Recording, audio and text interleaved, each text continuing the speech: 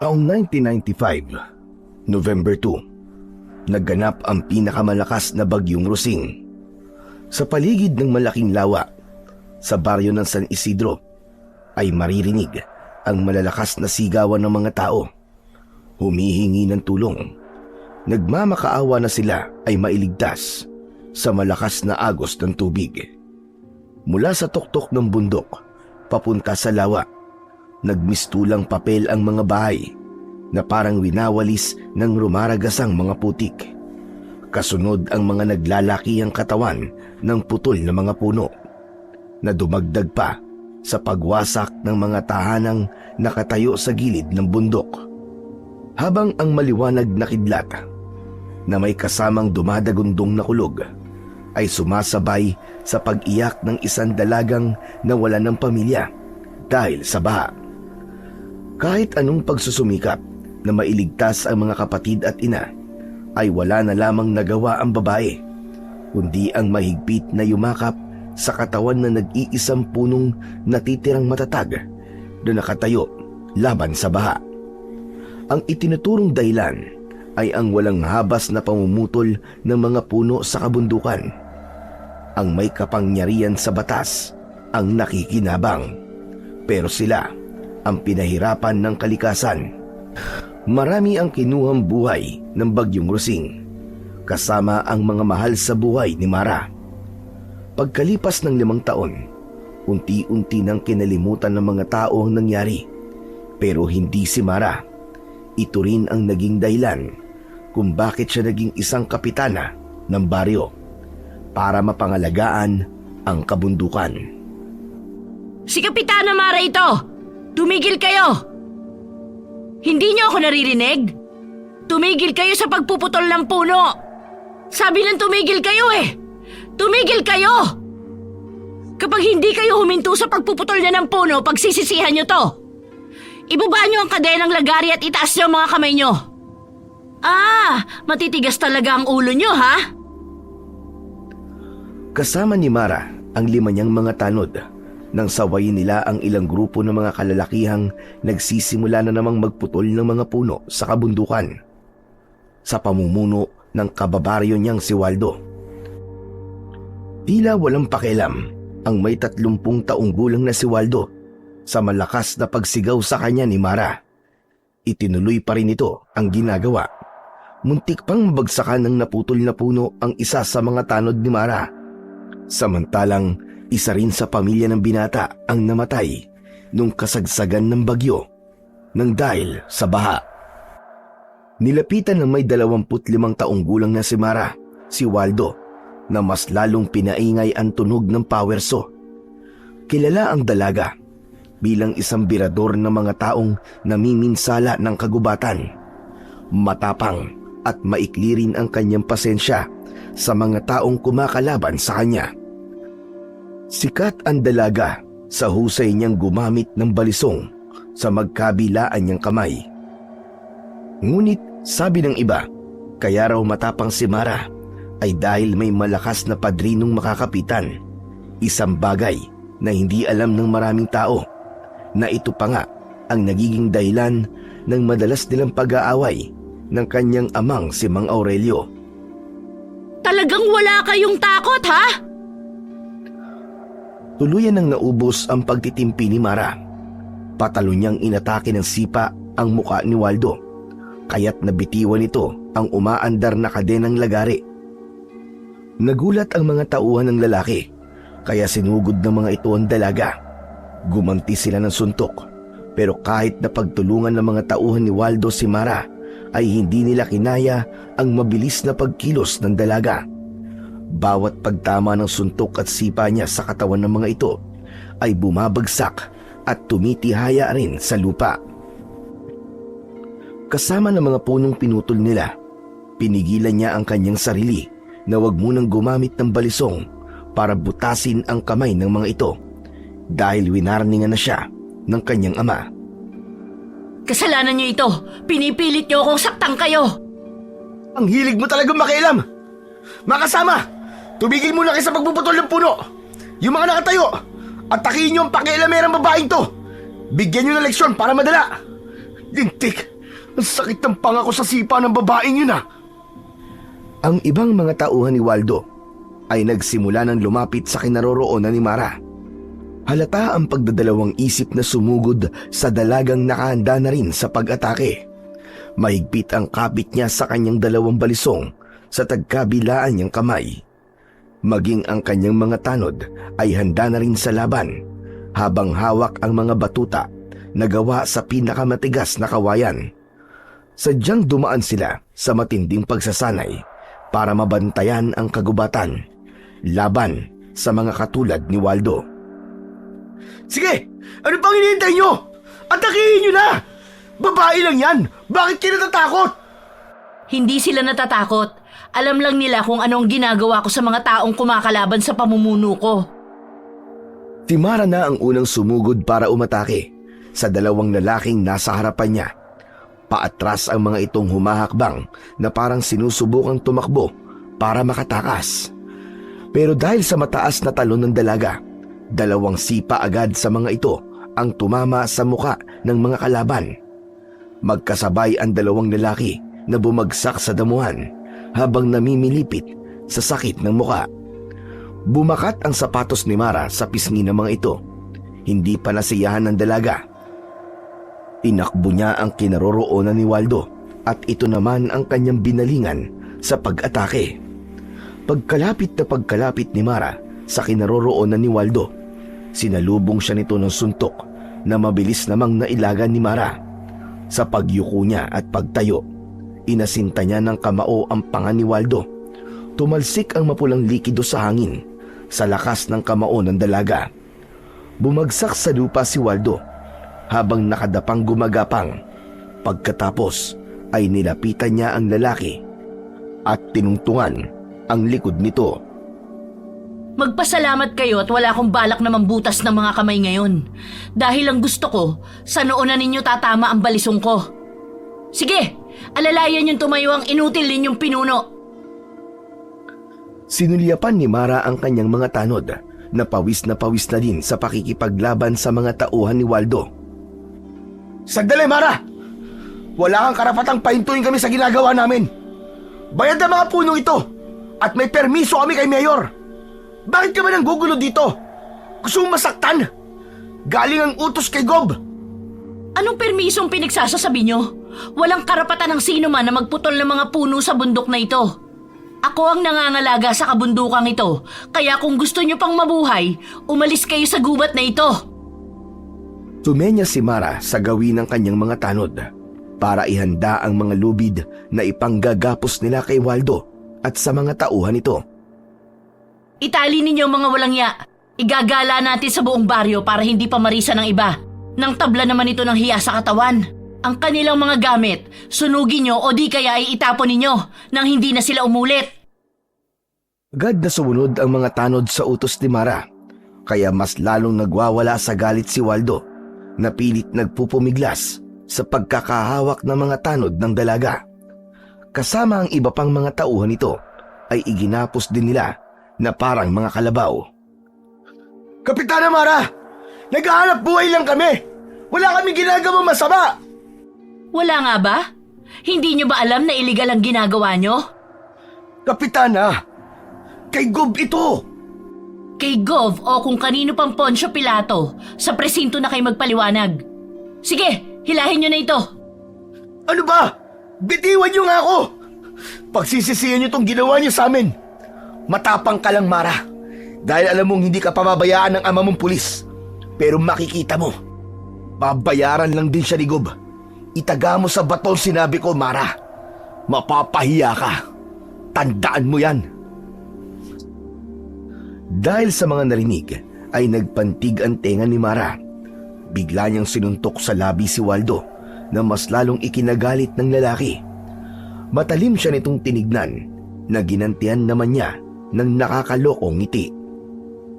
Ha! Tignan ko lang kung hindi mawala ang tapang mo kapag si Gob na ang kaharap mo. Kapag nalaman to ni Gob at ni Mayor, bukas mawawala ang asim mo. Pwe! Asim. Dala ng matinding inis ni Mara sa pagbabanta ni Waldo. Sinipa niya ang maselang parte ng katawan nito. Bumagsak ang lalaki sa lupa habang namimilipit sa sakit. Sa ponang kamay nito, ang bahagi ng katawang tinamaan ng sipa ng dalaga. Maging ang pagkulay ubi ng mukha ni Waldo ay pinagtawanan naman ng mga tanod ni Kapitana. Sa bugang pula mo ngayon, wasak ang pagkalalaki mo. Ang kapal ng mukha mong pagbantaan ako para sabihin ko sa'yo, kahit kaharap ko pa ang gov mo, hindi magbabago ang tapang ko. Asim pala ha? Ayan, namnamin mo ang sarap ng asim ko. Muling pinagtawanan ng mga tanod ni Mara si Waldo habang nakahiga pa rin ito sa lupa. Mas lalong bumakas sa mukha ni Waldo ang matinding galit. Itidimanda kita sa pananakit mo sa akin! Kahit kapitana ka pa ng baryong to! Hindi ako titigil hanggat hindi ka nakakapagbayad sa ginawa mo to sa akin! Walang maniniwala sa'yo. Mga kasama, may nakita ba kayo? May sinaktan ba ako? Humarap si Mara sa mga nakatayo niyang tanod at sabay-sabay ang mga ito sa pagsabing wala silang nakita. Hindi ako natatakot sa'yo. Unahin mo munang lusutan ang kaso mong ito bago ka magbanta sa akin na parang babaeng putak ng putak. Sige, itayo nyo na ang hudas na ito. Alisin na ninyo sa paningin ko dahil baka hindi ako makapagpigil mabutas ko pa ang kamay ng lalaking ito. Katulad ng sinabi ni Mara, iginala ng dalaga ang mga tauhan ni Waldo sa buong baryo. Bagay na hindi naman nagustuhan ng may 70 taong gulang na si Lola Iska. Sa una pa lang ay tutol na ang matanda sa pangingialam niya sa kabundukan. Pero talagang matigas ang ulo niya. Kahit ayaw na ng matanda na masasangkot pa siya sa mga kaguluhang panlalaki, ay siya pa rin ang nasusunod. May dahilan ang galit ni Mara. Ito ay nang mamatay ang kanyang inang si Laura at mga kapatid. Wala siyang nagawa kundi ang panoorin ang paglubog ng katawan ng mga ito sa maputik na tubig. Hindi rin niya nabigyan ng pagkakataong maiburol ng maayos ang kanilang pamilya dahil nailibing na rin ito sa mga gumuhong lupa. Kapag naaalala ni Mara ang eksenang yon, mas lalo siyang umaapoy sa galit at halos lahat ng mga taong makikita niyang sumisira sa kalikasan ay hindi niya pinaliligtas. Ito na rin ang naging dahilan kung bakit walang sino man sa mga lalaki ang nagtatangkang ligawan ang dalaga. Takot sila sa maangas na kapitana ng baryo. Ang pinakabatang naging punong barangay ng lugar na yon ay may malupit ding pamamaraan ng pagpaparusa gamit ang balisong na minana pa sa kanyang Lola Iska.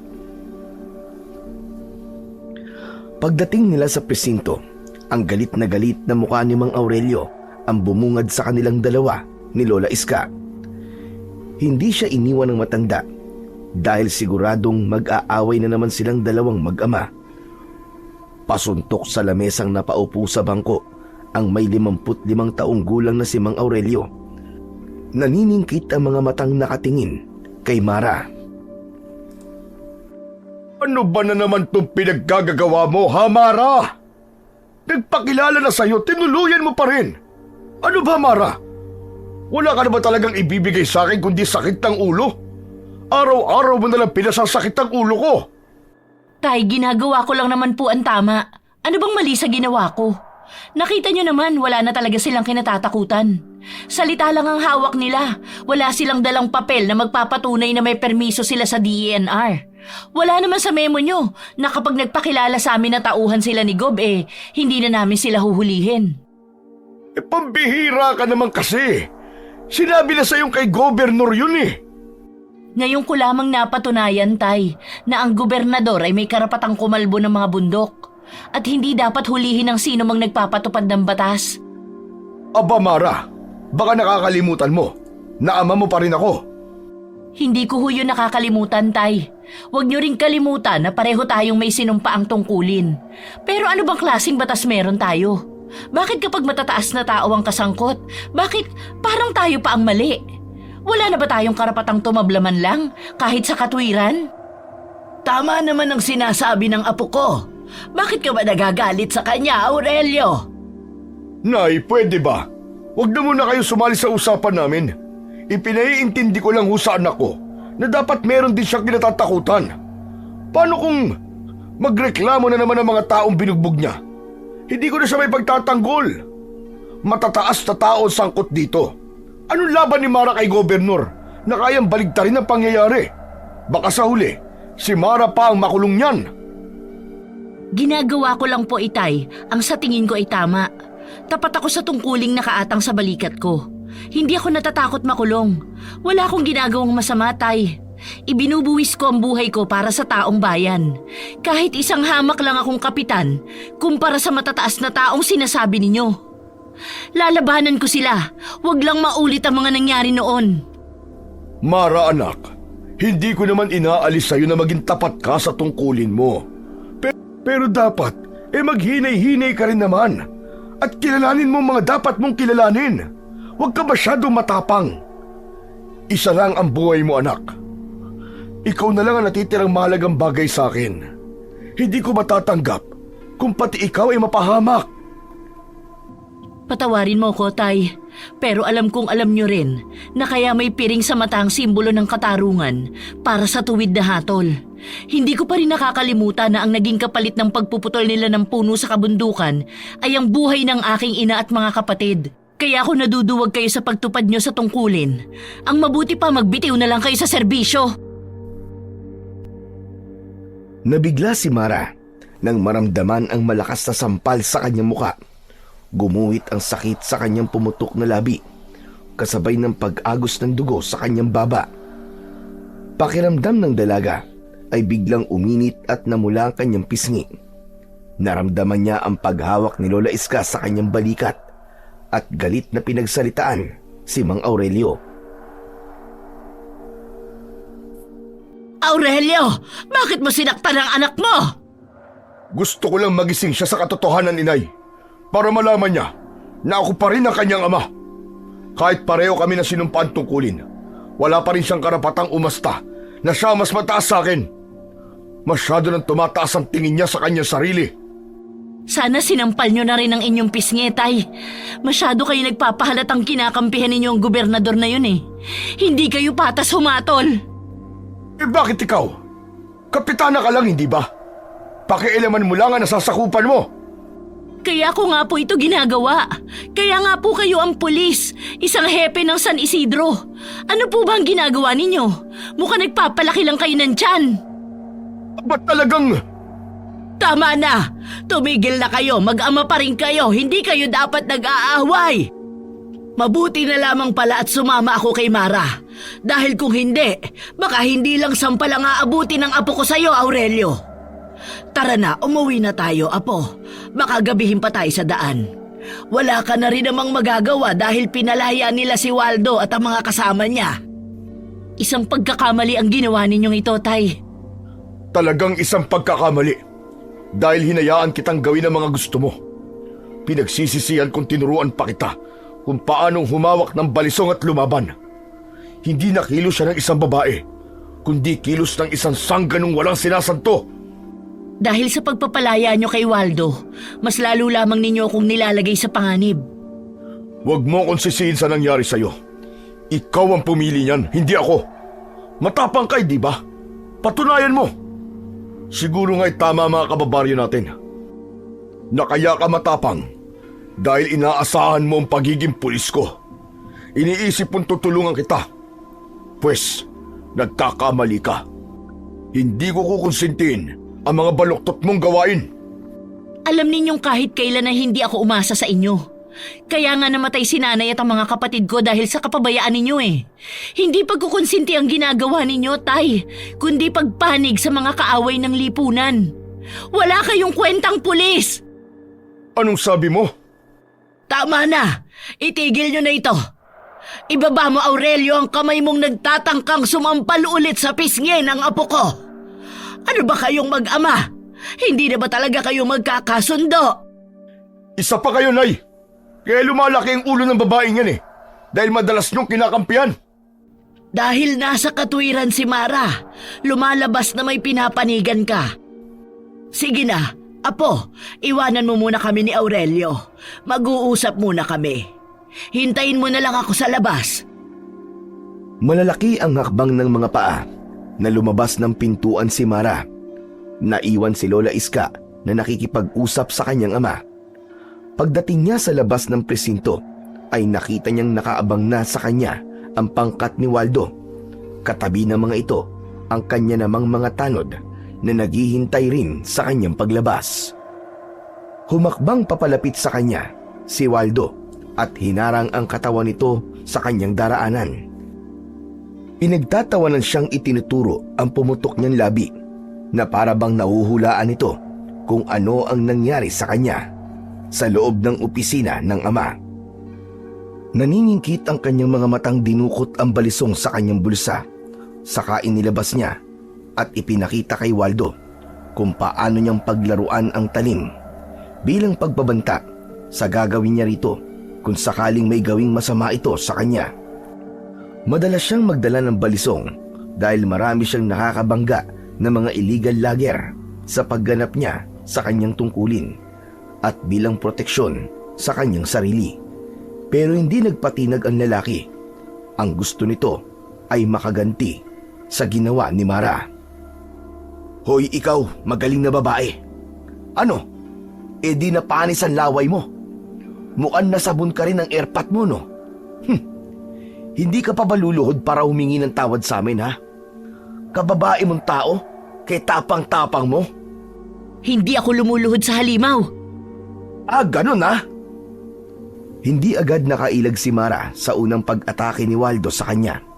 Tumama ang suntok ng lalaki sa kanyang muka, kaya't bumagsak siya sa lupa. Umalma ang mga tanod ng dalaga na lumapit sa kanilang kinaroroonan, pero hinarangan ang mga ito ng mga tauhan ni Waldo na ang ibig sabihin ay huwag makikialam sa away ni Waldo at Mara.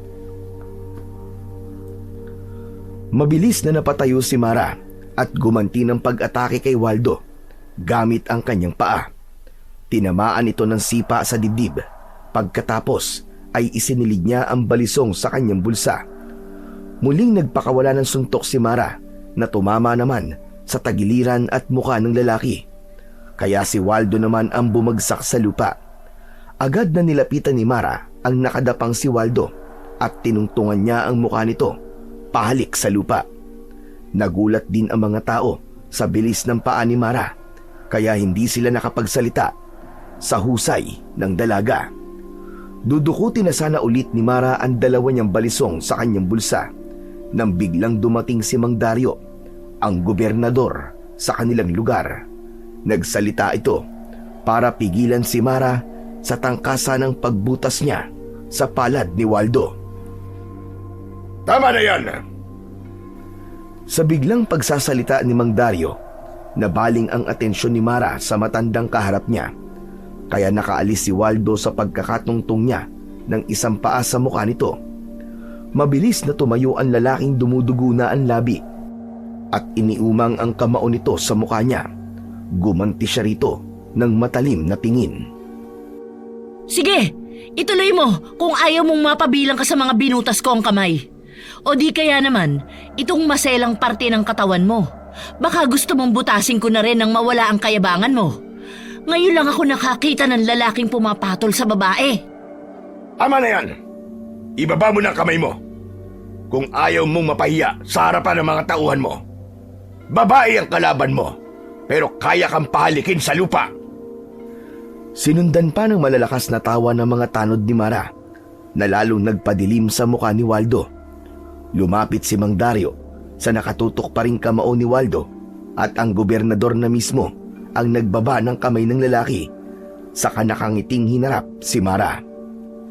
Iba ang naramdaman ni Mara nang makaharap niya si Mang Dario.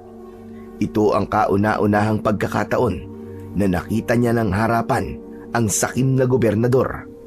Maging ang paraan ng pagkakatitig dito sa kanya, kung titignan niya, ay para itong maamong tupa na walang ginagawang kasamaan. Mara, talaga palang matapang ka. Kung anong ganda ng pangalan mo, ay siyang bagsik ng pagkatao mo. Sayang naman ang tapang mo kung bulati lang sa sementeryo ang makikinabang sa katawan mo. Gov, hindi ho ako mabagsik.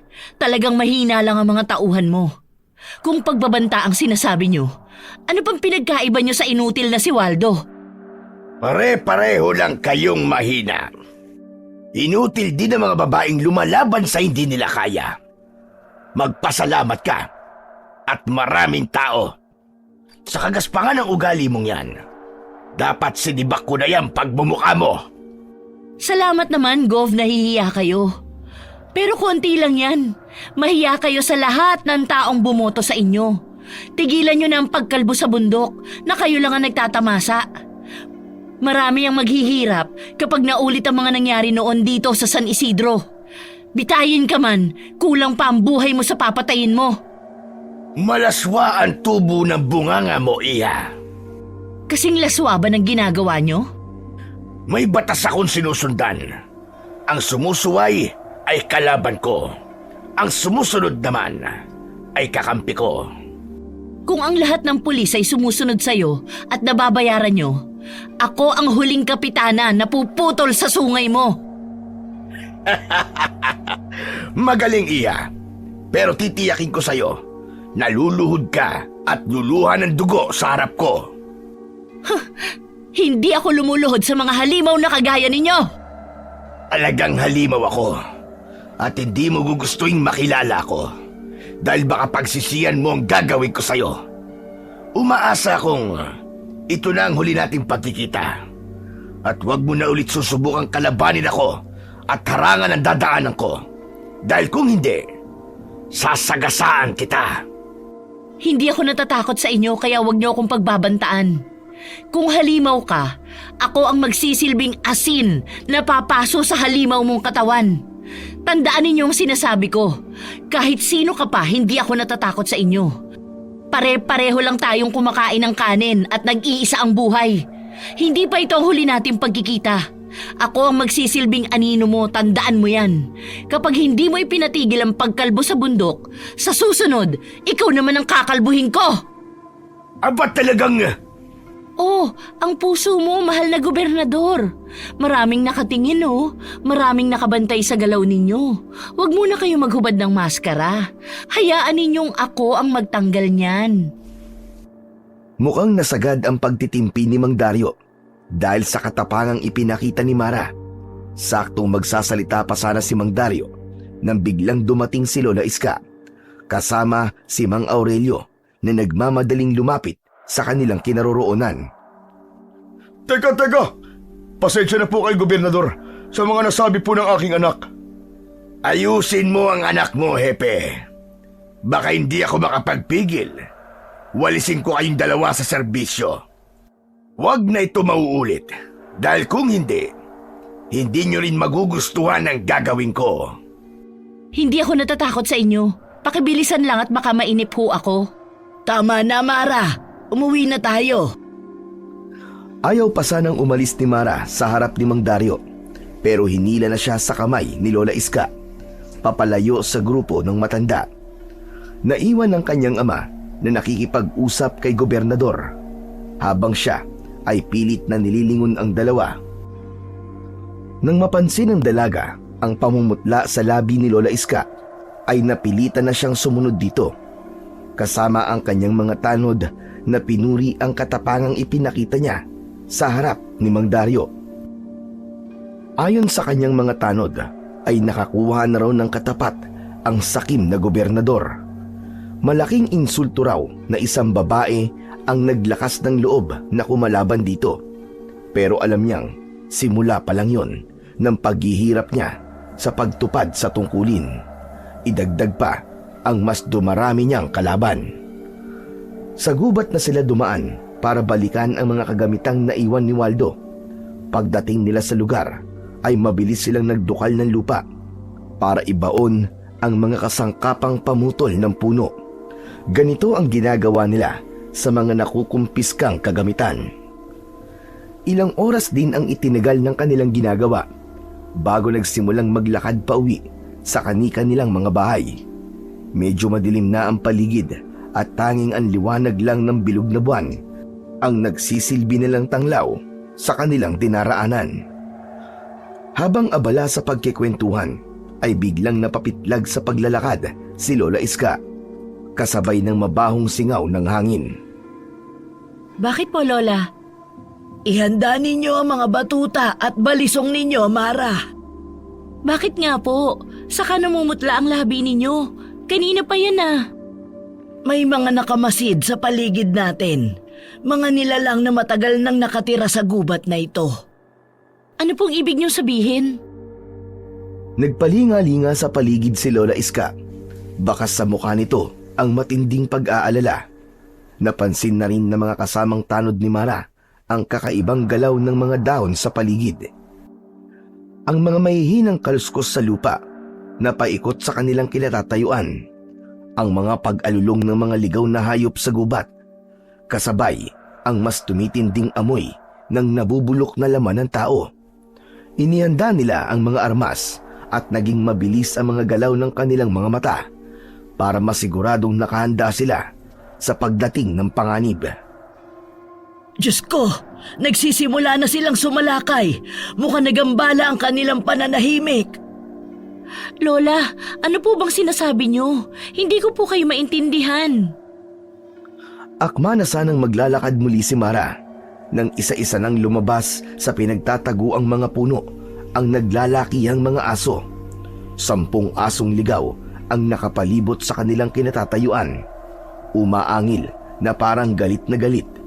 Tumutulo ang mga laway na nakalabas pa ang mga pangil. Ikinakaskas pa ang unahang paa na parang nakahanda ng umatake. Binalot ng takot ang buong pagkatao ng mga tanod ni Mara. Pero hindi umaalis ang mga ito sa tabi ng dalaga na nakahanda na rin lumaban. Maging si Lola Iska ay hindi rin inaalis ang paningin sa mga asong nakatayo sa kanilang harapan. Lola, bakit ganyan ang mga kinikilos ng mga asong gubat na yan? Hindi sila mga asong gubat, Mara, kundi mga aswang na handang lumapa sa atin. Ano po? Kahit na anong mangyari, wag na wag kayong pakakagat sa kanila. Mapanganib ang kanilang laway. Isang lason na papatay sa inyo. Ilang saglit pa ay lumabas naman ang isang nilalang na sa tingin ni Mara ay ang pinuno ng mga halimaw. Isang taong aso na may naaagnas na balat. Nakangisi itong may mapupulang mga mata. Itinaas ng nilalang ang kaliwa nitong kamay at sa pagbaba ay magkakasabay na umatake ang mga aso sa kanilang kinaroroonan. Halos pagtig-isahan sila ng mga hayop sa gubat. Si Mara naman ay sinugod niya ang nakatayong pinuno ng mga aswang. Tumalon siya ng mataas habang mahigpit na hawak ang kanyang balisong. Inatake niya ito sa dibdib pero mabilis ang pagkilos ng pinuno. Nakaganti kagad ito ng kagat sa kanyang kaliwang braso kaya nabitiwan niya ang isa niyang balisong. Bumagsak ang kanyang armas sa damuhan at naramdaman niya ang kamao ng aswang sa kanyang sikmura. Pasadsad siyang bumagsak sa lupa habang sapu-sapo ang sarili niyang tiyan. Nilapitan siya ng pinuno ng mga aswang at padakot sa damit na itinayo siya nito, kasabay ng muling pagkagat nito sa kanyang balikat. Binigwasan niya ng suntok ang mukha ng halimaw, kaya't natanggal ang kagat nito sa balat niya. Nakita ni Mara ang pagbulwak ng dugo sa kanyang sugat. Lalo siyang nagalit sa ginawa ng aswang. Kaya naman, gumanti ulit siya rito ng saksak, pero nahawakan ng pinuno ang kanyang kamay at muli siya nitong kinagat sa braso. Habang sa gilid ng kanyang mga mata ay nakikita niyang sugatan na rin ang kanyang mga tanod. Mara! Apo! Bitiwan mo ang apo ko! Mula sa pagkakaluhod ni Mara sa damuhan, dinig na dinig ni Mara ang malakas na sigaw ni Lola Iska nang makita nito ang ginagawa ng pinuno sa kanya. Mabilis ang takbo ng matanda na sinipa nito ang pinuno. Halos gumulong sa damuhan ng halimaw sa lakas ng sipa ni Lola Iska. Isang bagay na ipinagtaka naman niya sa matanda. Paano nitong napatumba ang pinuno sa kabila ng edad nito? Pinanood ni Mara ang naging kilos ng kanyang Lola Iska bago dinampot ng matanda ang nabitiwan niyang balisong at ito mismo ang sumaksak sa balikat ng halimaw. Umangil na parang nasasaktang aso ang pinunong kumagat sa balikat ni Mara. Pilit nitong inaabot ang nakabaong talim sa laman nito kasabay ng pagbulwak ng dugo sa sugat nito. Mamatay kang halimaw ka! Sinaktan mo ang apo ko! Ubod lakas na muling ibinaon ni Lola Iska ang kutsilyo sa balikat ng aswang. Napasigaw ang halimaw dahil sa sakit. Hayop ka!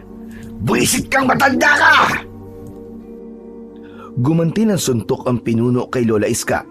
Mabuti na lang at mabilis na nakailag ang matanda at nagawa nitong gumanti muli ng suntok sa aswang. Tangka na sanang muling sasaksakin ni Lola Iska ang pinuno nang bigla na itong kumaripas ng takbo papalayo sa kanilang kinaroroonan. Ganon din ang mga nilalang na nasa anyong aso na sumunod rin sa pinuno nila. Ang naiwan ay ang mga tanod ni Mara. Sa kasamaang palad, 3 ang namatay sa kanyang mga tauhan at 2 lang ang natirang buhay at sugatan pa. Mara, apo, may tama ka. Kailangan mong magamot agad. Ang mga kasama ko po muna, Lola, ang tulungan nyo. Sugatan din sila. Pero mas malalim ang mga sugat mo sa katawan. Isa pa, ang mismong pinuno nila ang nakakagat sa'yo. Masyadong delikado para sa'yo. Huwag niyo po akong alalahanin, Lola. Ang mahalaga ay mailigtas sa mga tanod ko. Nasugatan sila ng dahil sa akin. Mabilis na kumilos ang matanda sa utos ni Mara, pero ang kanyang mga tauhan ang mismong nakiusap na unahing gamutin si Mara dahil gasgas lang ang sugat na tinamo nila. Ang mga ito pa nga ang nagtulong-tulong para alalayan si Mara papunta sa bahay ni Lola Iska. Iniwan muna nila pansamantala ang katawan ng mga namatay na tanod habang paika-ika silang naglalakad papunta sa kubo ng matanda.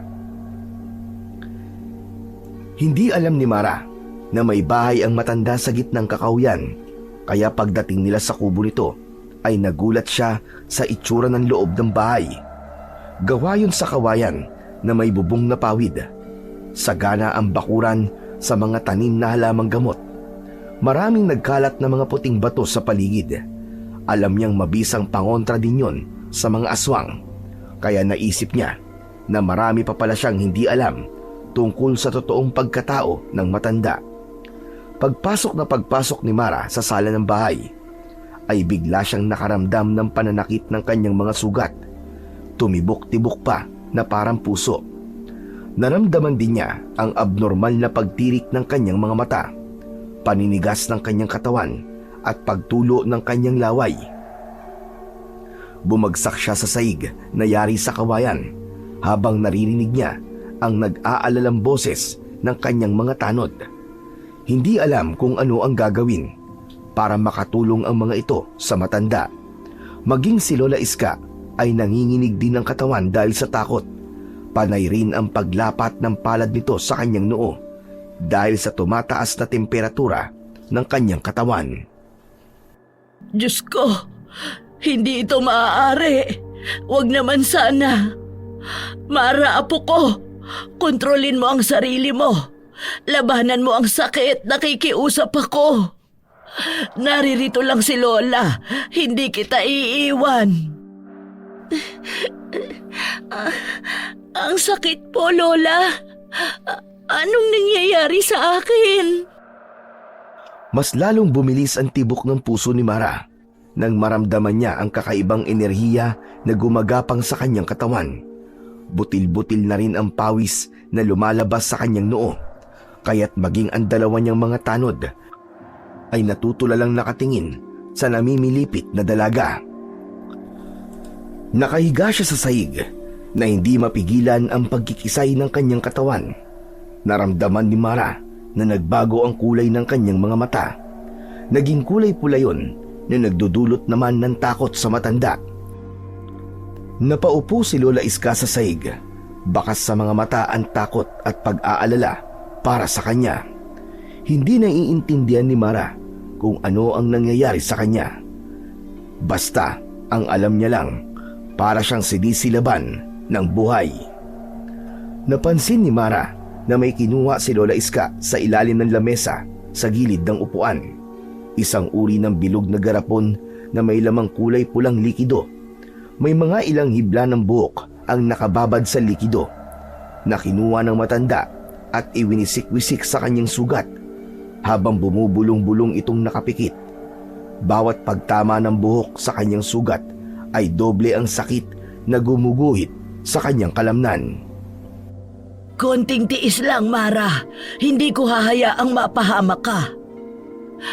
Lola, bakit po ganito ang pakiramdam ko?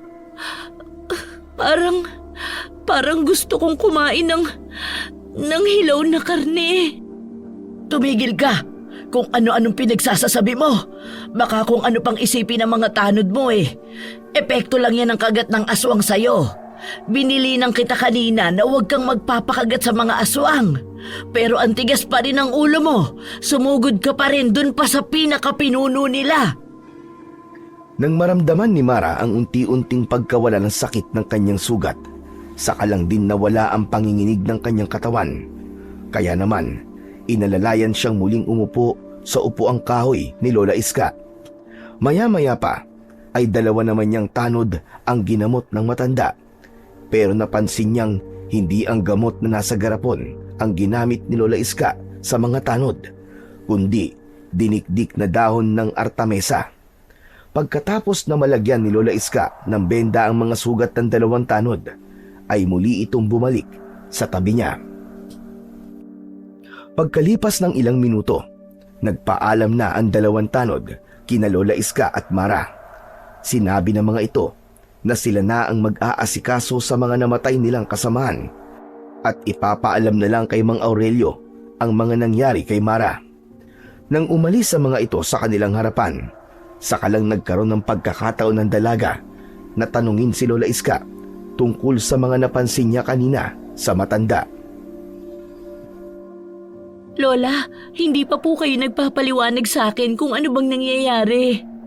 Bakit may ganong mga nilalang na sinasabi ninyong aswang? Ano po ba talaga kayo?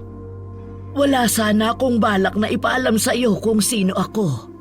Dahil alam kong gagamitin mo lang itong dahilan para mas tumupad sa iyong tungkulin. Dati akong manunugis ng mga aswang kulob. Sila ang umatake sa atin kanina. Matagal na panahon na nang huli silang umatake. Kaya nagulat ako sa bigla nilang pagsulpot sa ating harapan kanina. Aswang kulob? Alam po ba ito ng mga taga-baryo? Saka, anong klaseng mga nilalang ang aswang kulob? Mga nilalang na nakatira sa gubat. Takot sila sa salamin, lalong-lalo na sa mutya ng kabayo. Kahit buhok lang ng kabayo ang gamiting panghampas sa kanila ay manghihina sila at mamamatay. Kumakain sila ng laman loob ng tao at hayop. Kahit ang kapwa aswang nila ay kaya rin nilang kainin. Hindi rin sila takot sa sikat ng araw. Sa halip, ito pa mismo ang nakapagpapagaling sa kanilang mga sugat. Alam din po ba ni tatay ang tungkol sa pagkatao ninyo? Oo, kahit kailan ay hindi ko yun inilihim sa kanya. Kaya lang tutol siya sa ginagawa ko, kaya minabuti kong itago ang lahat ng kagamitan ko sa kubong ito. Kanina po ay nakita ko kung gaano kayo kalakas makipaglaban. Nagawa po ninyong pabagsakin ng pinuno.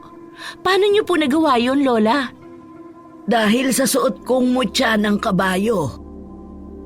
Itinaas ni Lola Iska ang pang-itaas nitong suot na damit at nakita niya ang isang kulay dilaw na tela na nakatali sa bewang nito.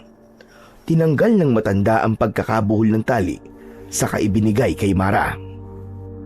Ano po ito, Lola? Ang batong nasa gitna ay ang mutya ng kabayo.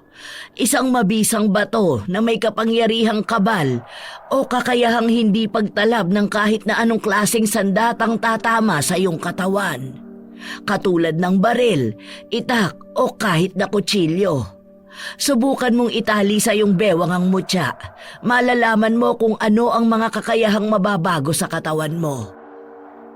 Muling pinagmasdan ni Mara ang telang nasa kanyang kamay. Pagkatapos ay itinali niya sa kanyang bewang. Hindi halos makapaniwala ang dalaga sa kakaibang liwanag na nakita niya sa suot na mutya. Nawala rin ang kanyang nararamdaman sakit sa sugat. Nagtatakang napatingin siya sa mukha ni Lola Iska. Nakangiti itong nakatingin sa telang nasa bewang ni Mara. Paano naman po kayo, Lola? Hindi po ba magkakaroon ng epekto sa inyong katawan ng pagkawala ng mutya sa inyong bewang? Talagang ipinamamana yan sa mga sunod na lahi ng tagapagbantay. Kung hindi agad namatay ang anak kong si Laura, siya sana ang sunod na magmamana niyan. Sa kalagayan mo ngayon, dapat lang na ikaw na ang mga laga sa mutya, kasama ng 2 mong balisong. Naalala ko po kanina habang nararamdaman ko ang epekto ng kagat ng aswang. Bakit iba ang gamot na ginamit niya sa akin kumpara sa 2 tanod kanina? Syempre, apo kita. Dapat lang na mas mabisa ang gamot na ibibigay ko sa'yo. Tingnan mo naman ang epekto ng gamot.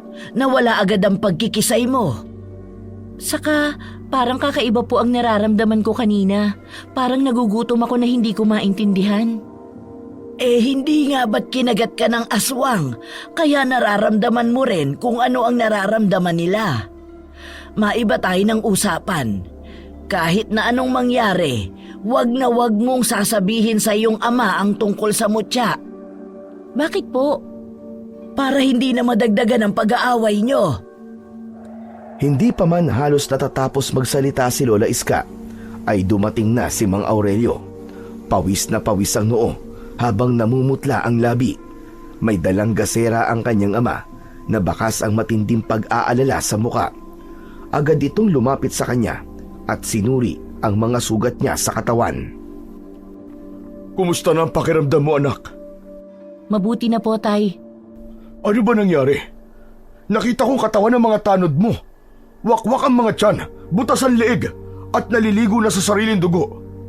Maging ang malalaking aso, nakita rin namin katabi ng mga tanod. Inabangan kami sa gubat ng mga aswang kulob. Aswang kulob? Naku po, isa lang ang dapat mong gawin. Mag-ingat ka. Baka ang mga tao rito at mga tanod mo idamay nila.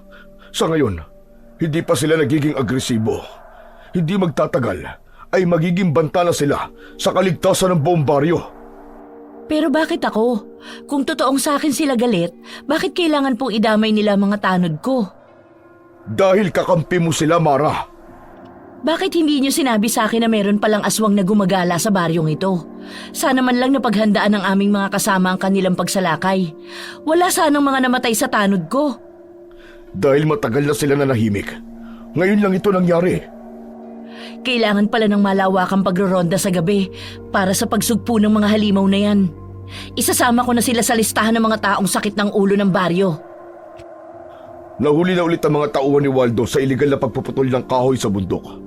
Mabuti na lang at ako nakakita sa kanila. Dahil kung ikaw ang nakakita sa kanila, sigurado ko na butas ang kamay ng mga yon. Talagang bubutasin ko ang mga kamay nila. Tay, kung sakali, maging pantay na kaya ang batas? Hindi kaya sila pakawalan? Makaulugan ang tanong mo, Mara. Bakit? May alam ka bang baluktot na itinuwid ko? O tuwid na ibinaluktot ko? Tay, naninibago lang siguro ako. Saka, hindi ka naman ganyan makipag-usap sa akin dati. Kilala mo ko, anak. Hindi ako hunyangong pabago-bago ng kulay. Lalo na kapag tungkol sa kapakanan mo. Biglang napatingin si Lola Iska na kanina pang nakikinig sa pag-uusap ni Mara at Mang Aurelio. Tama na yan. Baka kung sana naman mapunta ang usapan. Sa kalagitnaan ng pag-uusap ni Mang Aurelio, Mara at Lola Iska, umalingaw-ngaw ang tunog ng putok ng baril sa labas ng bahay. Nanggaling yun sa mga pulis na kasama ni Mang Aurelio.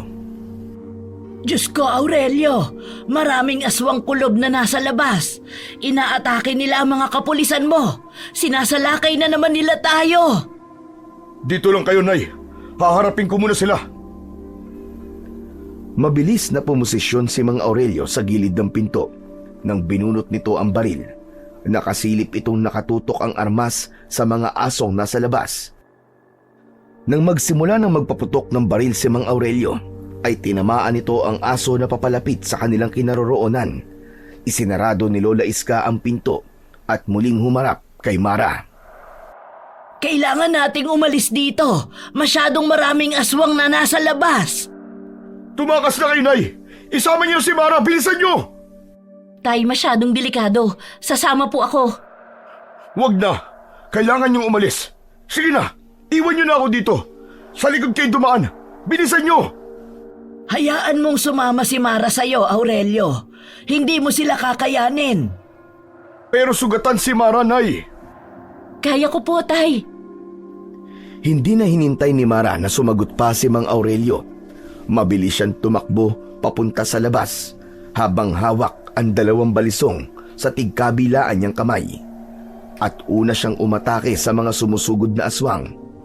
Mula sa kanyang kinatatayuan ay kitang-kita ng dalaga ang nagkalat na dugo sa lupa, maging ang mga aso na walang tigil sa pagngat-ngat ng laman ng mga wala ng buhay na katawan ng mga pulis. Naramdaman ni Mara ang pagsunod sa kanya ni Mang Aurelio. Napatayo ito sa kanyang tabi habang nakatutok sa mga aswang ang baril. Sakto rin na may isa pang pulis na natitira na gumagapang papalapit sa paanan ni Mang Aurelio habang hinaharangan ng palad nito ang nawakwak nitong tiyan. Sapo ang nakalabas na lamang loob. Inalalayan itong umupo ni Mang Aurelio pero binawian na rin ito ng buhay. Dahil sa nakitang eksena ay muling sinulyapan ni Mara ang mga halimaw habang abala ang mga ito sa paglapa sa mga katawan ng mga biktima. Nilapitan niya mga ito at malakidlat na pinagsasasaksak niya ang mga aswang gamit ang kanyang dalawang balisong. Bawat tamaan ng kanyang talim ay sa leeg ng aso bumabaon. Kasunod ng malalakas na pag-alulong ng mga aso dahil sa nararamdamang sakit. Ganon din ang ginawa ni Mang Aurelio. Gamit ang kanyang baril ay pinaputukan niya ang mga halimaw na sumugod sa kanila.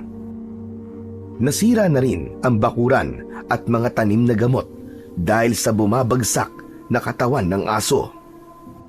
Tay, ayos lang po ba kayo? Ayos lang ako, anak. Wala nga akong ginawa dahil ikaw na halos ang umubos sa mga kalaban. Anak, hindi ko alam na napakahusay mo na palang gumamit ng balisong. Saka ang galaw mo, parang kakaiba. Tay, mamaya na po tayo mag-usap. May dalawa pang natitirang aso. Mabilis ang pagtayo ni Mara para salubungin ng talim ang lumundag na aso. Kaliwat kanan ang ginawa niyang pagsaksak sa leeg nito.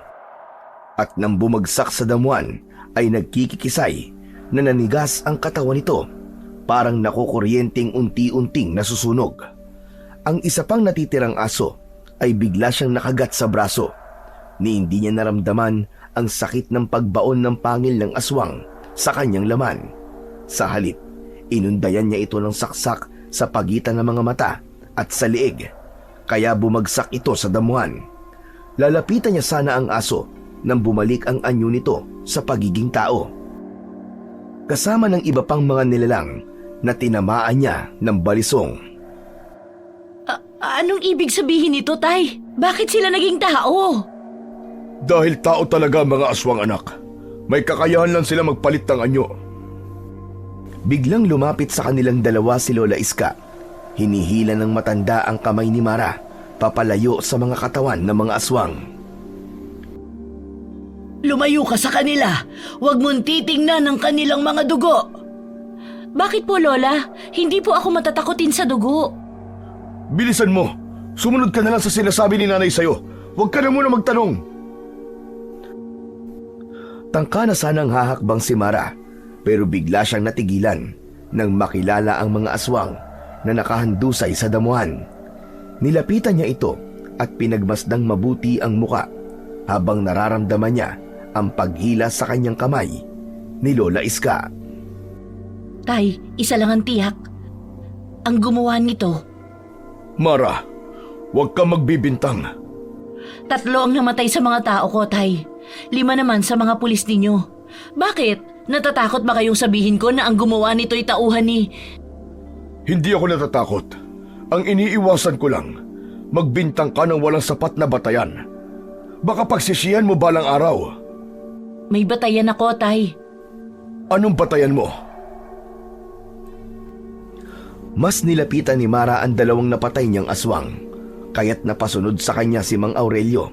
Ganon din si Lola Iska. Itinuro niya ang muka ng mga lalaki. Ang taong yan, kung natatandaan ninyo, iyan ang nahuli kong kasama ng nagpuputol ng mga kahoy sa bundok. Ang isang ito naman ay tauhan ni Waldo, at siya rin ang dinala ko sa presinto nyo. Tao sila ni Gobernur. Tiyak na si Gobernur ang may kagagawa nito. Kung aswang ang kanyang mga tauhan, malamang na aswang din si Gobernur. At siya rin ang dahilan ng sunod-sunod na patayan sa lugar na ito. Natitiyak kong siya ang nagplano nito. Huwag mong tiyakin, anak. Hinuli mo si Waldo, kaya may dahilan siya para gantihan ka. Ito ang sinasabi ko sa iyo una pa lang. Hindi na ako nagkulang ng pagbibigay ng babala sa iyo. Pero Tay, hindi sila ordinaryong mga tao. Dahil sila'y mga aswang kulob. Paano mo nalaman ang tungkol sa pangalan nila? Ako ang nagsabi sa kanya, Aurelio. Alam na niya ang tungkol sa mga aswang. Nay, bakit na naman po kayo nakikialam dito? Karapatan niyang malaman dahil muntik na siyang mapahamak sa kamay ng mga aswang. Huwag na kayong magalit kay Lola. Ang dapat dito sa mga aswang na ito ay patayin o di kaya ay sunugin. Mara, may batas tayo na dapat magpasya. Huwag mong pangunahan. Kapitan ka lang ng baryong ito. Kapitan akong sumusunod sa batas. Pero sa mga aswang na yan, wala silang karapatang dumaan sa batas. Sumunod ka na lang, Mara. Dalhin sa munisipyo ang mga bangkay. Masakit na ang ganti ng katapatan, imbis na karangalan, kabiguan. Pati ba sa inyo, Tay? Hindi niyo ba talaga ako pakikinggan? Wala akong magagawa, Mara. Sumusunod lang ako sa order na nasa itaas. Kung nakinig ka lang sana sa akin, hindi mangyayari ang ganito. Hindi awa ang hinihingi ko, Tay. Katwiran. Tinalikuran ni Mara ang kanyang ama dahil masamang-masama ang loob niya. Lalo pa nang muli itong magsalita. Simula sa mga oras na to, hindi muna ikaw ang kapitan dito. Isusurrender mo ang 2 balisong mo bukas. Ako muna ang uupo kapalit mo. Hindi pwede ang gusto nyo. Mamamatay na muna ako bago nyo makuha ang mga balisong ko. Akma na sanang tatalikod si Mara nang makita niya sa damuhan ang mga nagkalat na lamang loob, dugo at patay na katawan ng aswang. Bigla siyang nakaramdam ng gutom, pagkalam ng kanyang sikmura at ang kakaibang bango ng amoy ng sariwang dugo. Para siyang natatakam at inuutusang tikman ang dugo. Huwag kang lumapit sa kanya, Mara! Lumayo ka sa katawang yan! Anong nangyayari sa akin? Bakit ako nagkakaganito? Hindi ko mapigilan ang sarili ko. Napatingala sa langit si Mara, kasabay ng pagluhod niya sa lupa. Sa harap ay ang wakwak na tiyan ng aswang dahil sa tama ng saksak niya dito kanina. Parang wala sa sariling dumapa si Mara sa tiyan ng aswang. Akma na sanang kakainin niya yon nang maramdaman ni Mara ang paghila sa kanya ni Mang Aurelio, pati na ang paglalagay nito ng posas sa kanyang kamay. Nagpalinga-linga si Mang Aurelio at Lola Iska sa paglalakad habang inilalayo siya sa katawan ng patay na aswang. Ipinasok siya ng mga ito sa loob ng bahay, saka diretsong ikinulong sa silid. Saka lang din nawala ang nararamdaman niyang gutom, napalitan ng matinding pagtataka at galit para sa kanyang ama. Tay, alisin niyo ang posa sa mga kamay ko. Hindi ako kriminal. Ano bang nangyayari sa akin? Lola, bakit hindi kayo magsalita? Sagutin niyo ang tanong ko. Buksan niyo ang pinto. Hindi namin alam kung paano pa namin ipaiintindi sa'yo ang mga nangyayari. Epekto lang yan ang kagat ng aswang. Kalimutan mo na kung ano naramdaman mo kanina. Diyan ka na muna sa loob ng kwarto bago ka pa makagawa ng kasalanan. Pilit na nagpupumiglas si Mara sa posas na nasa kanyang mga kamay, pero hindi siya makawala hanggang sa tuluyan na siyang nanghina at nawalan ng malay. May hinang yugyug sa balikat ang naramdaman ni Mara nang magising siya sa kwarto. Maayos na ang pagkakahiga niya sa katre. Wala na rin ang posas niya sa mga kamay. Nang maramdaman ng dalaga ang palad ni Lola Iska sa kanyang balikat, mabilis siyang napabalikwas ng bangon. Sinalubong niya ng matalim na tingin ang mga mata ng matanda. May mga luwa sa mga mata nito na hindi magawang tumingin sa kanya ng diretsyo.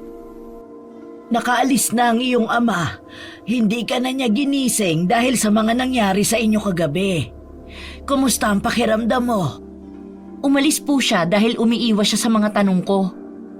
Huwag kayong mag-alala, medyo masakit lang po ng konti ang mga sugat ko sa katawan. Ang mas masakit sa akin ay ang dibdib ko. Dahil sa galit, Lola. Alam ko may hindi magandang nangyayari sa aking katawan. Hindi ito isang simpleng kagat lang ng aswang. Si Aurelio, siya na lamang ang tanungin mo. Hindi pa po ba tayo uuwi? Para matanong ko na siya kung ano pa ang mga itinatago niyo sa akin. Kaya nga ginising na kita.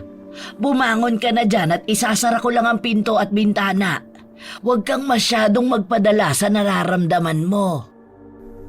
Sandaling umalis si Lola Iska sa harapan ni Mara, kaya muli niyang kinapa ang balisong sa kanyang bulsa. Nakahinga ng maluwag ang dalaga nang maramdaman na nasa kanya pa rin ang armas at hindi tuluyang kinuha ng ama. Nang maihanda ang sarili, ay lumabas na rin si Lola Iska para sumama papunta sa bahay nila sa gitnang baryo. Pagdating nila roon ay halos pagtinginan sila ng mga tao. Nakarating na siguro sa kanila ang mga nangyari sa atin kagabi. Hindi ko rin po maiwasan ang hindi malungkot at mahiya sa mga nangyari. Habang ang mga tanod ko ay pinaglalamayan ngayon. Tapos ako buhay na buhay. Walang magawa kundi ang yumuko. Pagkatapos, hindi ko pa alam kung ano ang nangyayari sa akin. Ipinagpatuloy ni na Lola Iska at Mara ang paglalakad. Hindi inaasahan ni Mara na madadaanan nila ang pangkat ni Waldo. Nag-iinuman ng tuba sa tapat ng tindahan ni Aling Bella. Saktong pagtapat nila sa umpukan nito ay biglang nagsalita si Waldo. Mara! Nakarating na sa amin na nangyari sa inyo kagabi na mga tanod niyong mayabang. Pati na ang pagpapalit sa iyo ng iyong ama. Hindi dumaan sa tamang proseso, oo. Ginamit ang pagiging ama niya sa iyo.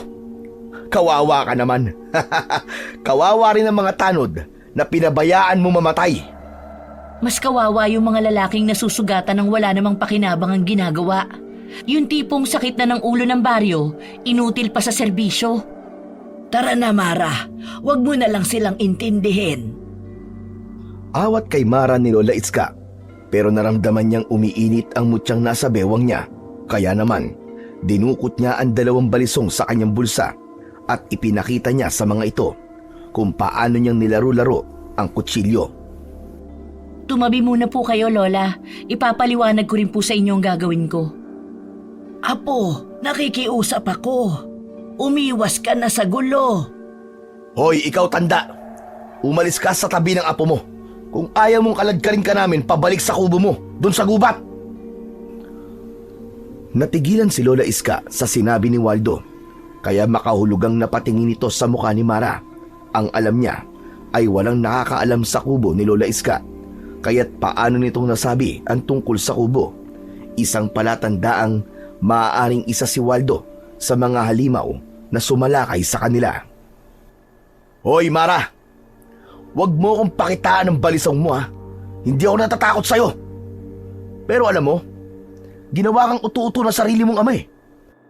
Alam naman yan tama ka. Pero mas kinampihan niya ang gobernador na nanggigipit sa'yo. Palibasa, sip-sip yang si Mang Aurelio eh. Magkano ba natanggap niyang suhol? Pwede ba, Waldo? Kung walang lalabas na maganda dyan sa bibig mo, itiko mo na lang. Hindi ako katulad mo na parang tagak. Nakatungtong lang sa likod ng kalabaw, akala mo ikaw na ang nagmamay-ari ng baryong ito. Buwisit ka pali. Nakikisimpatya lang naman ako sa'yo eh. Nang babara ka pa. Mara, apo, umalis na tayo. Huwag mo na lang silang pansinin. Basta dyan lang ho kayo, Lola. Alam mo Mara, sa totoo lang, Maganda ka sana eh. Kaya lang, makita ko pa lang ang pagmumukha mo, kumukulo na kagad ang dugo ko. Ngayon lang ako napahiya ng ganito sa buong buhay ko. Sa isang babae pa. Idagdag pa yung walang kwenta mong ama. Pagkatapos mabayaran tinalo kami. Pwede ba? Bawiin niyo ang sinabi niyo tungkol sa aking ama? Kung hindi, bubutasin ko talaga ang mga kamay niyo at hindi ako nagbibiro. Nakakalokong ngiti ang itinugon ni Waldo sa nanggigigil na si Mara. Saka tumingin ito sa mga kasamang nagsisimula na ring lumapit sa kanya. Maging ang mga taong abala sa mga ginagawa ay napatigil at pinanood si Waldo kung papaanong bastusin si Mara. Hindi naman nagpatinag si Mara dahil alam na niya kung bakit umiinit ang mutya sa kanyang bewang. Malakas ang kutob niya. Sina Waldo ang mga aswang na sumungod sa kanila kagabi. Napansin niya rin ang sugat sa balikat nito. Palatandaang nagmula yon sa kanyang balisong. Gawa ng pag-atake dito ni Lola Iska. O mga kasama, paano ba yan? Bawiin daw natin ang mga sinabi natin kay Kapitana. Bawiin niyo dahil sinisigurado ko sa inyo na pagsisisihan niyo ito. Di ba bawiin? O sabay-sabay tayo mga kasama ha. Bibilang akong 3. 1, 2, 3. Inutil kang Kapitana! Tuluyan na ngang naubos ang pasensya ni Mara at binigwasan niya ng suntok ang muka ni Waldo. Sa po ng palad nito, ang labing tinamaan, saka bumagsak sa lupa. Gulat na gulat ang lalaki sa lakas ng kamao ni Mara. Hindi nagtagal ay nagsimula na ring sumugod ang 5 nitong mga tauhan, pero pinaikot niya lang ang sipa sa mga muka ng mga tauhan ni Waldo, habang ang 2 balisong sa kanyang mga kamay ay mahigpit niyang hawak. Halos hindi rin makapaniwala si Mara sa kanyang sarili nang isa-isa niyang tinignan ang nakabagsak na mga tauhan ni Waldo sa lupa.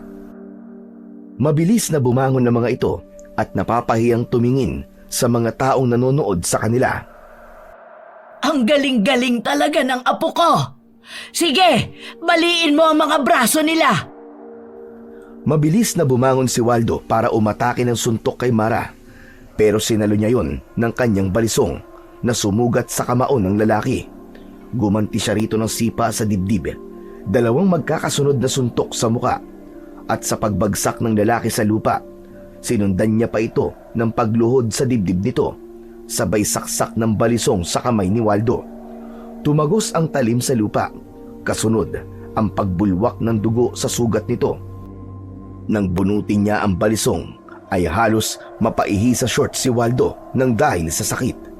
Malakas itong napasigaw habang namimilipit na hawak ang nabutas na palad. Hayop ka! Pagbabayaran mo to! Wisit kang babae ka! Papatayin kita!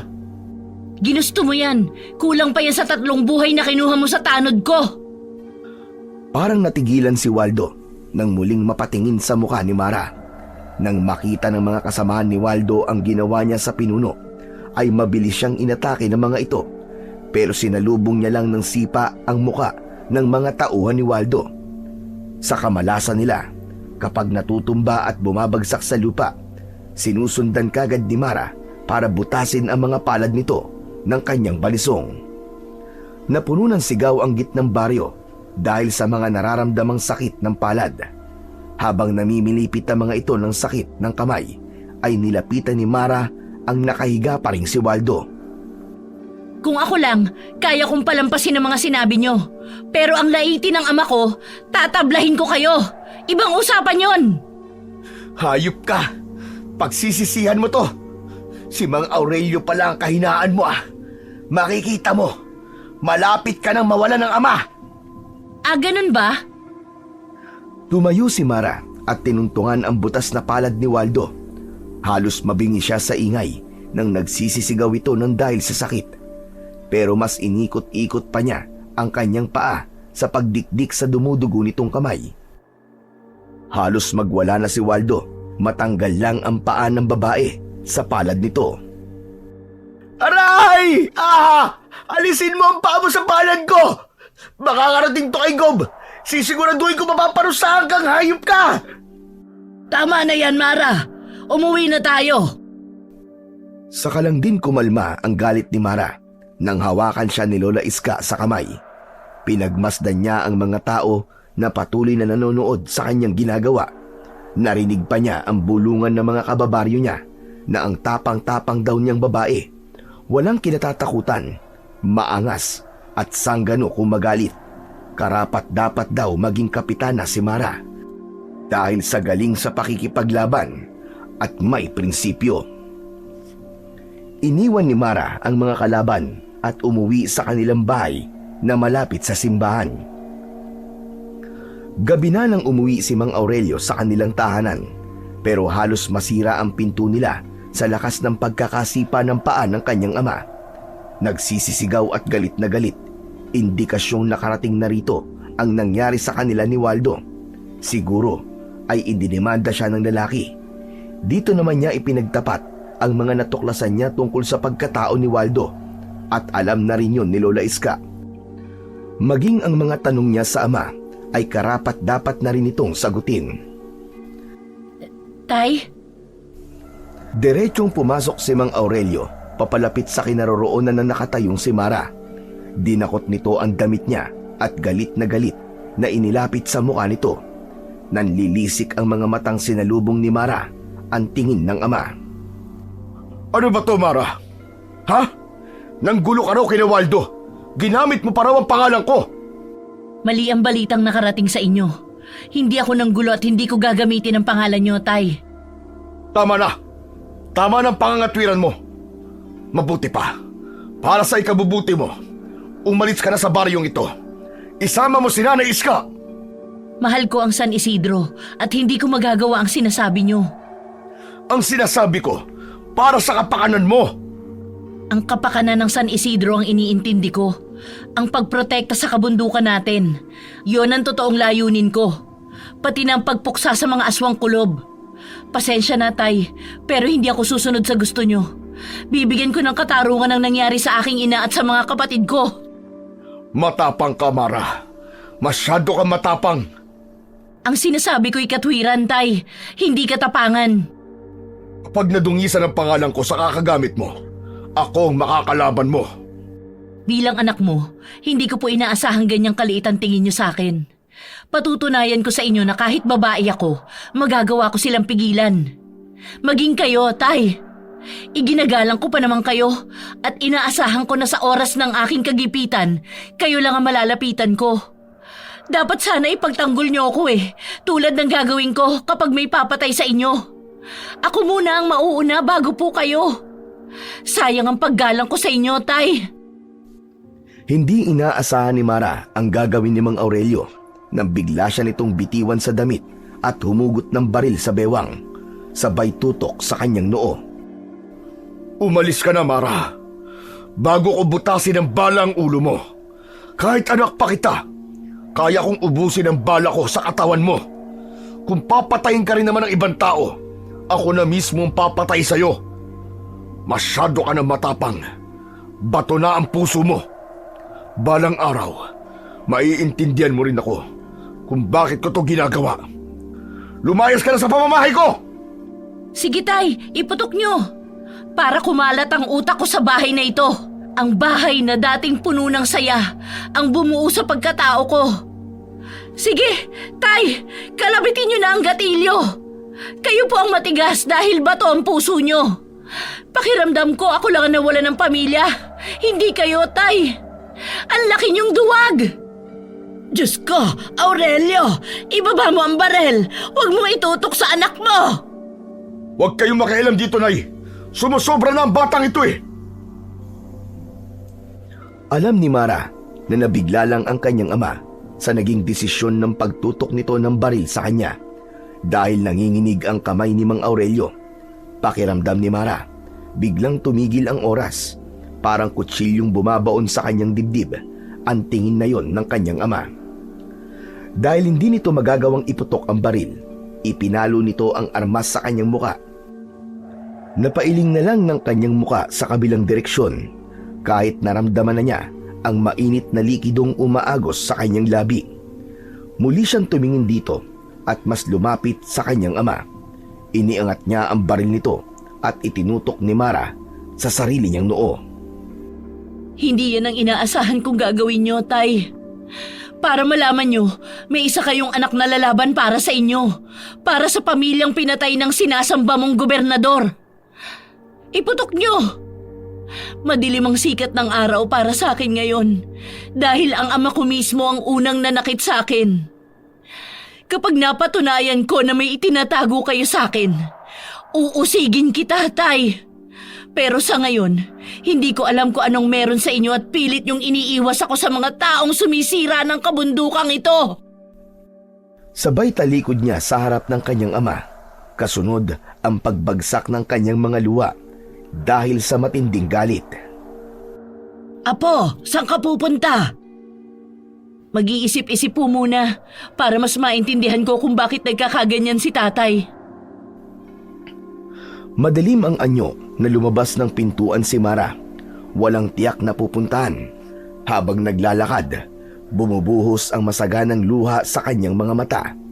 Hindi niya matanggap na sinaktan siya ng kanyang ama. Sa pagpapatuloy ng paglalakad ni Mara, ay hindi niya napansin na nasa lugar na siya kung saan namatay ang kanyang mga tanod. Kaya lang, nang makita niya ang baboy ramo na nagdudukal sa lupa, bigla na naman siyang nakaramdam ng kakaibang pakiramdam. Matinding pagkagutom na hindi niya mapigilan ang kanyang sarili. Tuluyan nang hindi na kontrol ni Mara ang nararamdaman. Mabilis niyang sinunggaban ang baboy ramo at agad na kinagat ang hayop sa leeg. Dahil sa lakas at bagsik ni Mara, mabilis niyang nabutas ang leeg ng hayop gamit ang kanyang matatalas na ngipin. Nagpupumiglas ang baboy sa kanyang kamay, pero wala itong nagawa kundi ang magpaubaya. Habang sinisip-sip niya ang dugo ng baboy, ay naramdaman niya sa lalamunan ang matamis na lasa nito. Walang kasing sarap na pakiramdam niya ay nawala ang kanyang gutom. Binitiwan ni Mara ang katawan ng baboy, saka nagtatakang nagpalinga-linga sa paligid sa takot na may ibang taong nakakita sa ginawa niya. Anong nangyayari sa akin? Diyos ko! Isa ba akong aswang? Muling sinulyapan ni Mara ang nangihinang baboy na nakahiga sa lupa. Mabuti na lang at hindi masyadong malalim ang pagkakakagat niya sa leeg nito. Kung nagkataong may pangil siya, maaaring napatay na niya ang kaawa-awang baboy. Habang nagtataka, biglang may nagsalita sa kanyang likuran. Yan ang dahilan kung bakit pinalalayo kita sa dugo ng mga tanod. Dahil hindi mo mapipigilan ang paglabas ng dugong aswang mo, Mara. Paano po ito nangyari, Lola? Bakit ngayon nyo lang ito sinasabi? Gulong-gulo ang isip na napasabunot sa sariling buhok si Mara. Maya-maya pa ay nagulat siya sa nagsalita sa kanilang likuran ni Lola Iska. Kumusta ka, Mara? Ang kapitana ng baryo ay may madilim na lihim pala. Isang halimaw na nagbabalat kayo. Akala ko kung sinong malinis. Ang tapang naman ng hiya mo. Ang kapal na mukha mo magpakita sa akin. Ikaw ang nag-umpisa ng gulo kaya nasira ang buhay ko. Kayo ang aswang na sumisira sa kabundukang ito. Anong ginagawa ninyo sa lugar na ito? Bakit kayo naririto? Nakarating sa akin ang kayabangan ng kapitanang ito. Talagang gusto kong banggain. Pero teka, punasan mo muna ang dugo ng baboy ramo sa labi mo. Hindi bagay sa'yo. Pareho lamang tayo. Alam kong aswang ka rin. Kaya lang malas mo ngayong gabi dahil ito na ang magiging katapusan mo. Ikaw ang nag-umpisa nito. Hindi ako. Ikaw ang nag-umpisa ng gulo. Ako lang ang tatapos. Kaya kung ako sa'yo, luluhod na ako at hihingi ng patawad. Alam mo naman, kaya kong sagutin ang buhay mo ngayon. Maliligtas kita, basta't mangako kang aanib ka sa akin. Sa Diyos lang ako lumuluhod. Hindi ako lumuluhod sa masibang buhayang katulad mo. Hindi rin ako umaanib sa masasamang tao na kagaya mo. Uy! Banal na aso, santong kabayo, ha? Maya-maya pa ay dumating na rin ang grupo ni Waldo. May benda ang kamay nito na binutas ni Mara ng balisong. Dahan-dahan siyang dumukot ng armas sa kanyang bulsa at umatras papalapit kay Lola Iska. Naramdaman niya ang pag-iinit ng mutya sa kanyang bewang, kaya nasisiguro niyang hindi ordinaryong tao ang kaharap, kundi katulad niyang kampundin ng kadiliman na mas piniling maging masama. Galit na iniumang ni Waldo ang hawak nitong kutsilyo kay Mara. Loko pala to eh! Dito pa lang, gigilitan ko na ng leeg ang babaeng to! Konting lamig ng ulo, Waldo. Konting lamig. Hindi pa nga magaling ang sugat mo sa kamay eh. Babae lang yan, Waldo. Ibaba mo na kutsilyo. Huwag ka naman masyado magpasikat. Tigilan ninyo ang apo ko. Lalong-lalo ka na, Dario. Baka pagsisihan mo lang sa huli ang gagawin mo. Hindi ko naman siya ipapapatay, Lola Iska. Gusto ko munang maghirap siya. Katulad ng ginagawa ko sa pamilya nyo. Malapit nang mawala ang lahat sa iyo, Mara. Kabayaran ito sa lahat ng pagtataksil sa akin ng iyong ina matapos niyang sumama sa iyong ama. Tama na. Walang alam si Mara sa naging relasyon mo kay Laura. Ang sakit naman. Pinaglihiman ka pala ng sarili mong pamilya, Mara. Hindi ko naman na sana kayo pakikialaman pa ng iyong ama. Kaya lang, pati ba naman negosyo ko ay sisirain nyo? Kayo itong unang sumira ng buhay ko. Gawin yung mabilis, Gobernador. Hindi lahat ng oras ay nasayo. Kapag nagkaroon ako ng pagkakataong patayin ka, ikaw ang luluhod para sa buhay mo. Huwag kang mainip, Mara. Huwag kang mainip. Hindi ang isang tulad mo ang papatay sa akin. Hindi mo ako kilala. Sa ayaw at sa gusto mo, ikaw ang luluhod sa harapan ko. Kung hindi ako iniwan ni Laura, buhay pa sana siya ngayon. Iiwan ka talaga ni Laura dahil nalaman niyang isa kang halimaw. Nakita ka niya kung paanong kumakain ng laman loob ng tao. Wala kang kasing sama dahil sa kasakiman mo. Sinadya mong ipakalbo ang kabundukang ito para bumaha at mamatay ang dati mong asawa. Hindi nga naman ibibintang sa'yo ang pagkamatay nila. Pero alam mo bang yun din ang pinakamalaki mong nagawang pagkakamali? Hindi agad nakapagsalita si Mang Dario, pero umatake na kagad ng saksak si Waldo. Wala na itong pakialam sa kung anong nakaraan ng gobernador. Ang mahalaga dito ay makaganti kay Mara. Pero nasalag ni Mara ang kutsilyong hawak ni Waldo nang gamit niyang balisong. Biglang nagkagulo sa gitna ng kagubatan. Nagulat na lang din si Mara nang makita ang nagliliwanag na mutya sa kanyang bewang. Nanlalaki ang mga mata ni Mang Dario nang makita rin ito ang mutya sa bewang ni Mara. Pero naging agresibo si Waldo na makaganti sa dalaga. Kahit nararamdaman ito ang sakit ng sugat sa kamay, ay mas nanaig ang galit nito sa dibdib para kay Mara. Sabay-sabay na nagpalit ng mga anyo ang mga tauhan ni Waldo. Naging isang mabangis na malalaking asong gubat. Panay ang pag-angil na ikinakaskas pa ang unahang paa sa lupa. Ganoon na rin si Mang Dario na nag-anyong pinakamalaking taong aso. Mapupula ang mga mata. Tumutulo ang laway na biglang lumukso sa kanyang kinatatayuan. Samantalang si Mara naman ay pilit na pinoproteksyonan si Lola Iska. Mamamatay kayong lahat! Mula sa malakas na pagsigaw ay sumerko-serko sa ere si Mara at pinagsasasaksak niya ang leeg ng mga aso. Malalakas ang angil na bumabagsak ang mga ito sa damuhan habang nagkikisay. Bawat wasiwas ng kutsilyo ng dalaga ay may tinatamaang nilalang. Natakot ang lahat ng mga aswang nang biglang bumalot sa katawan ng dalaga ang maliwanag na ilaw na nanggagaling sa kanyang mutya. At kahit anong gawin nilang pag-atake kay Mara, ay hindi yun tumatalab sa katawan niya. Lahat ay napaatras, nagtataka sa kapangyarihang taglay ng dalaga. Si Waldo na hindi nakatiis ay muling sumugod sa dalaga. Inundayan nito ng saksak si Mara sa tagiliran, pero parang bato ang katawan ni Mara na hindi bumaon ang talim. Kaya sa pag-ikot ni Mara para gumanti kay Waldo, Bumaon ang dalawa niyang balisong sa dibdib nito. Napaluhod sa lupa si Waldo habang hindi makapagsalita sa sobrang sakit. Hindi ako nagbibiro sa mga nakakalaban ko. Mamamatay ka ngayon sa mga kamay ng mga kababaryo mo. Sila ang hahatol sa inyo. Iniwan ni Mara ang nakaluhod na si Waldo at si Mang Dario naman ang kanyang hinarap. Umaatras na sana ito para tumakbo, pero nilundagan ni Mara ang matanda at sinuntok sa tagiliran. Para sa aking ina at kapatid na pinatay mo! Kaliwat kanan ang pinakawalang suntok ni Mara sa lalaki. Sabay saksak niya ng kanyang balisong sa dalawa nitong kamay dahil gusto niyang pahirapan ito ng dahan-dahan. Ilang minuto pa ang lumipas ay dumating bigla si Mang Aurelio kasama ang mga kapulisan nito.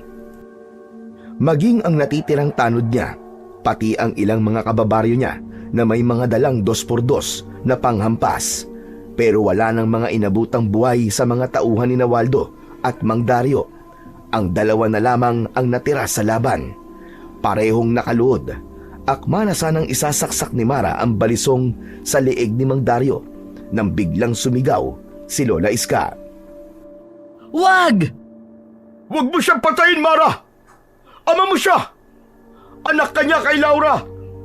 Huwag kayong gumawa ng kwento para lang hindi ko ituloy ang pagpatay sa kanya. Siguro naman ay sapat ng patunay na pareho ang inyong pagkatao. Pareho kayong aswang.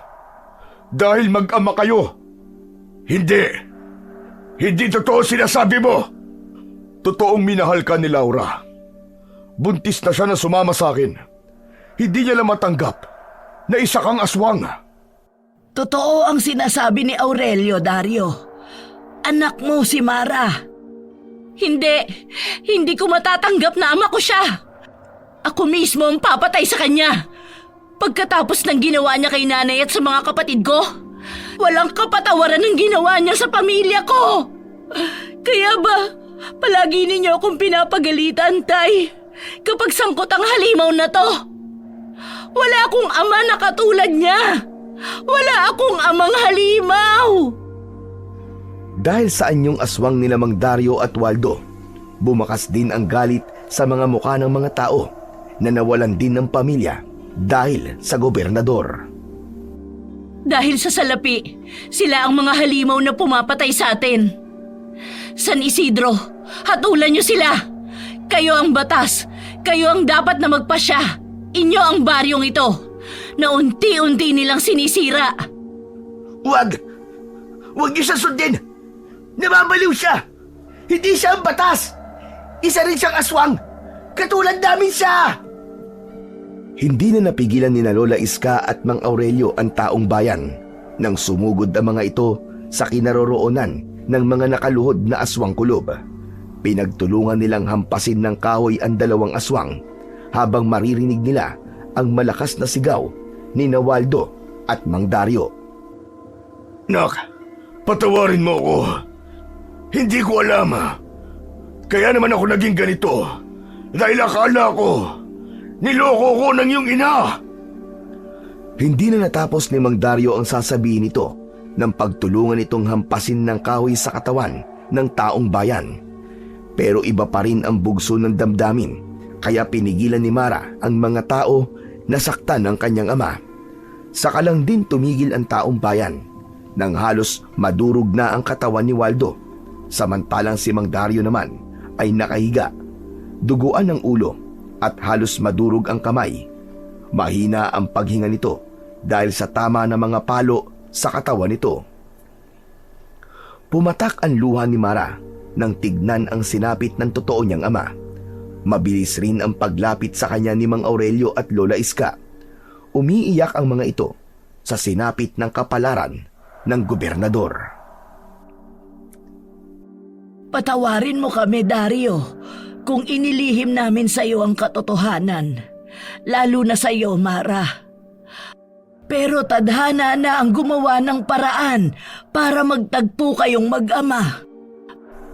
Kahit hindi nagsasalita si Mang Dario, ay pumatak naman ang luha nito sa mga mata. Hindi na nga nakayanan ni Mara ang sakit ng kanyang dibdib nang makitang nag-aagaw buhay ang kanyang ama na si Mang Dario. Pasubsob siyang yumakap sa kanyang ama habang umiiyak. Ang mga tao naman ay isa-isa ring umalis pabalik sa kani-kanilang mga tahanan. Kaya't hindi na nila nakita kung paanong binuhat ni Mang Aurelio si Mang Dario para gamutin ang mga sugat nito.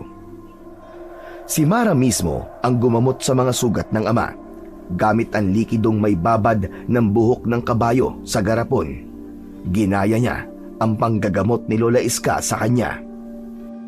Ang gamot na nasa garapon ay para lang sa mga sugat ng mga aswang kulob. Sana ay makaligtas ang iyong ama, Mara, at maitama niya ang mga nagawang pagkakamali. Rin mo ko, anak. Hindi ko na kasi alam kung paano kita mapipigilan. Kaya nasaktan kita. Huwag po kayong humingi ng tawad, Tay. Wala po kayong kasalanan. Ngayon lang naging malinaw sa akin na minahal ninyo ako at pinoprotektahan. Salamat po, Tay. Matagumpay na nagamot ng likidong may babad ng buhok ng kabayo si Mang Dario. Ilang araw din ang tinagal ng pagpapagaling sa mga sugat ni Mang Dario at tuluyan na ngang tinalikuran ni Mara ang pagiging kapitana ng baryo ng San Isidro. Magmula noon ay wala nang naging balita ang mga taga-baryo sa mag-amang aswang kulob. Maging sina Lola Iska at Mang Aurelio ay naglaho na parang bula sa baryo. Pero alam ng mga tao na nasa lugar lang ang mag-ama sa baryong walang nakakakilala dito dahil may mga kumakalat pa ring balita tungkol sa babaeng may tangan ng 2 balisong na madalas mambutas ng palad sa mga masasamang loob. Natigil na rin ang iligal na pamumutol ng mga puno sa kabundukan at muling bumalik ang katahimikan sa buong baryo ng San Isidro.